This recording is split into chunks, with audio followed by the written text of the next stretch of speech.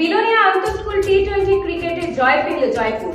Belonia cricket অ্যাসোসিয়েশনের উদ্যোগে শুরু হলো আন্তঃস্কুল টি20 ক্রিকেট টুর্নামেন্ট। সোমবার টুর্নামেন্টের উদ্বোধনী ম্যাচে জয়ী হলো জয়পুর দ্বাদশ শ্রেণী বিদ্যালয়। বিলোনিয়া বিদ্যাপীঠ স্কুল মাঠে আয়োজিত হয় এই টি20 টুর্নামেন্টে।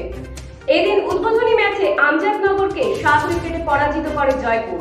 93 রানের টার্গেট নিয়ে জয়পুর ব্যাট করতে নেমে 3 জন ব্যাটসম্যানকে হারিয়ে তুলে নেয় জয়ের প্রয়োজনীয় রান। প্রথম সারির 3 জন ব্যাটসম্যান হলেন রাজ মজুমদার, সাগ্নিক ভৌমিক ও শুভম রায়। বিএমএস এর নাম ভাঙিয়ে চাঁদা তুলতে গিয়ে জনতার হাতে আটক 3।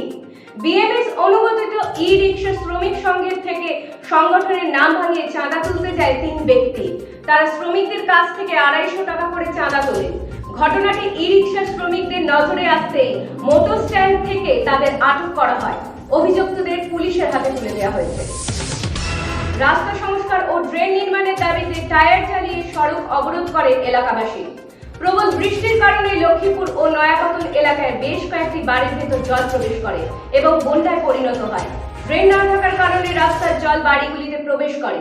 স্থানীয় গ্রাম পঞ্চায়েতকে জানানো হলেও কোনো ব্যবস্থা নেওয়া হয়নি। এই দাবিতেই আজ সকালে কৈলাসহর ও টিলা বাজার মূল সড়ক অবরোধ করে টায়ার চালিয়ে বিক্ষোভ প্রকাশ করেছেন এলাকাবাসীরা। সোমবার অখিল ভারতীয় বিদ্যার্থী পরিষদ কল্যাণপুর নগর শাখার পক্ষ থেকে নগরের বিভিন্ন বিদ্যালয়গুলিতে গিয়ে মেম্বারশিপ করানো হয়। সরঞ্জয় হাই স্কুল ও ঘিলাতলি বাজার দ্বাদশ শ্রেণী বিদ্যালয়ে জল ও বিদ্যুতের সমস্যা নিয়ে প্রধান শিক্ষকের সাথে আলোচনা করা হয়। এই সমস্যা সমাধানের জন্য প্রধান শিক্ষকের কাছে স্মারকলিপিও প্রদান করা হয়। এর আগেও খাস কল্যাণপুর স্কুলের পানীয় জল ও বিদ্যুতের সমস্যা নিয়ে স্কুলে ডেপুটেশন জমা দেয়। এখন এই পর্যন্ত। আপনারা কেন্দ্রবিন্দুর সাথে থাকুন, পাশে থাকুন।